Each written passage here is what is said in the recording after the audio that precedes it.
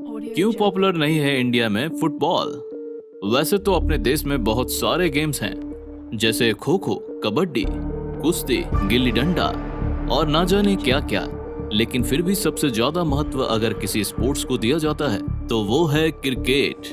वही हम अगर बात करें फुटबॉल की तो भूल जाइए, भारत की 1% जनता भी आपको किसी फुटबॉल प्लेयर का नाम भी बता दे। और वही अगर आप किसी से क्रिकेट के खिलाड़ियों के नाम पूछ लें तो अपने देश का तो छोड़िए, अपने देश के साथ साथ सभी देशों के खिलाड़ियों के नाम आपको गिनवा देंगे।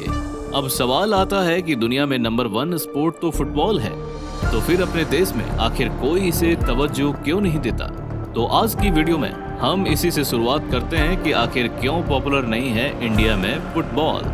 नमस्कार दोस्तों, स्वागत है आपका थिंकिंग भारत इस यूट्यूब चैनल में। इससे पहले कि मैं आगे बढ़ूं, आप लोगों से गुजारिश है कि बिना कंजूसी किए सब्सक्राइब का बटन दबा दें, ताकि अगली बार ऐसे ही कोई बेहद काम की बात आपको समय समय पर पता चल सके। तो चलो बिना गिल्ली डंडा खेले आगे बढ़ते हैं।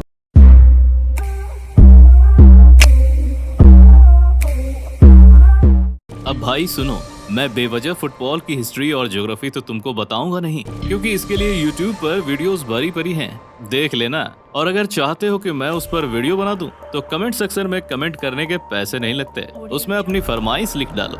फुटबॉल और क्रिकेट दोनों ही 50 के दशक के आसपास अपने देश में समानता से खेले जा रहे थे, लेकिन क्रिकेट के साथ एक लफड़ा था। उसको अमीरों का खेल बोला जाता था, क्योंकि उसमें उपयोग होने वाली सारे टूल्स खरीदने के लिए एक अच्छी खासी रकम देनी पड़ती थी। लेकिन फुटबॉल में क्या था? सिर्फ एक बॉल लो और शुरू हो जाओ। क्रिकेट का यही स्वैग भारत के लिए वरदान भी बना और फुटबॉल के लिए अभिशाप भी।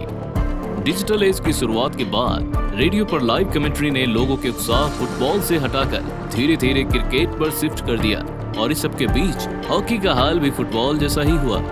मेजर ध्यानचंद के जाने के बाद हॉकी की महाभारत भी भारत के हाथ से जाती रही और फुटबॉल सिर्फ पूर्वी भारत के हिस्से तक सीमित रह गया, जिसमें प्रमुख स्थान था पश्चिम बंगाल। ये सब होने के बाद जब टेलीविजन ने दस्तक दी तो देश के लोगों ने सिर्फ क्रिकेट को ही देखा, और फिर शुरू हुआ विज्ञापन का मायाजाल जो सिर्फ क्रिकेट के लिए था।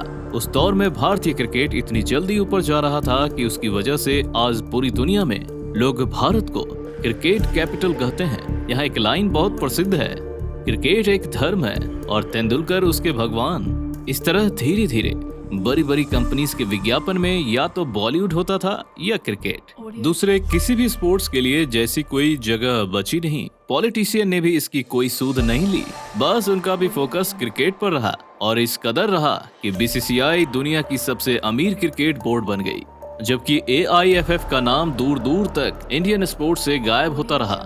और ये खेल आज तक ऐसा ही चल रहा है। अब सुनो काम की बात, ऐसा नहीं है कि हमारा देश फुटबॉल में पीछे है। हालांकि जितना भी सपोर्ट फुटबॉल को मिलता है, उसके हिसाब से फुटबॉल टीम ने अपने देश के लिए हर जरूरी योगदान दिया है। आप में से कितने को पता है कि भारत के ही सुनील छेत्री दुनिया में अभी तक के तीसरे सबसे ज्यादा गोल करने वाले खिलाड़ी हैं, और हाल ही में वो तीसरे से दूसरे स्थान पर आ गए हैं, जिसमें उन्होंने मेस्सी को पछाड़ दिया है। और अब रोनाल्डो के बाद सुनील दूसरे सबसे ज्यादा गोल करने वाले खिलाड़ी हैं। अब जरा सोच कर देखिए, अगर हमारे देश की फुटबॉल टीम को क्रिकेट जैसा सपोर्ट मिल जाए तो क्या हो सकता है। लेकिन फिलहाल ये सब होना दूर की कोरी है। हालांकि फुटबॉल फेडरेशन के अध्यक्ष प्रफुल्ल पटेल पिछले 10 सालों से काफी कोशिश कर रहे हैं कि इंडिया में फुटबॉल का स्तर ऊपर बढ़ाया जाए, और इसके लिए IPL की तरह ISL की भी शुरुआत हुई। लेकिन दर्शकों की रुचि और बड़ी कंपनी का ध्यान क्रिकेट की तरफ ज्यादा होने से स्पॉन्सरशिप में भी दिक्कत आई, और ISL भी कोई बड़ा कमाल नहीं कर पाया। इसके अलावा और भी कारण रहे हैं जिसके कारण फुटबॉल भारत में निम्न स्तर पर है। लेकिन इसके कम पॉपुलर होने की सबसे बड़ी वजह रही है क्रिकेट का जरूरत से ज्यादा प्रचार, जिससे नेता और व्यापारी नोट छापते रहे और फुटबॉल को भूल गए। फिलहाल हम लोग आशा करते हैं कि सुनील छेत्री जी को फिर से सोशल मीडिया पर आके फुटबॉल को देखने की गुजारिश दर्शकों से ना करनी पड़े। भारतीय होने के नाते ये हमारा फर्ज है कि अपने देश की सभी स्पोर्ट्स टीम को बढ़ावा दें, उनको सपोर्ट करें, ताकि हमारे देश का नाम पूरी दुनिया में सबसे ऊपर आ सके।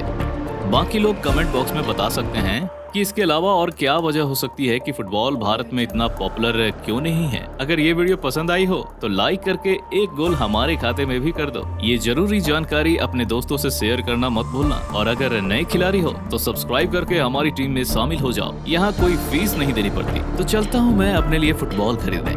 मिलते हैं अगले वीडियो में, तब तक के लिए जय हिंद।